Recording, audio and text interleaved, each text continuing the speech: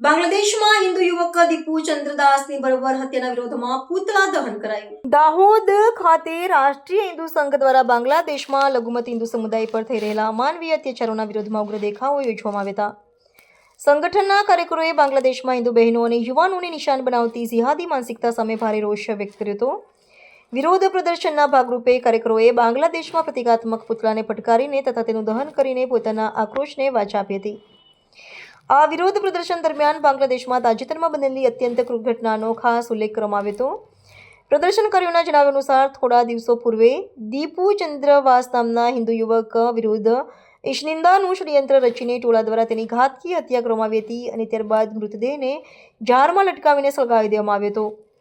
સંગઠને આક્ષેપ કર્યો હતો કે ત્યાંનું સ્થાનિક પ્રશાસન અને સરકાર ભારત વિરોધી ગતિવિધિઓમાં સામેલ છે, જેના કારણે અલ્પસંખ્યક હિન્દુઓની સુરક્ષા જોખમાય છે।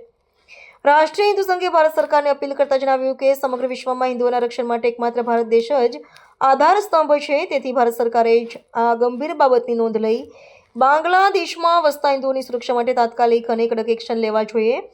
દાહોદ જિલ્લાના કાર્યકરોએ આ ઘટનાને સખત શબ્દોમાં વખોડી કાઢી હતી અને પીડિતોને ન્યાય અપાવવાની માંગ કરી હતી।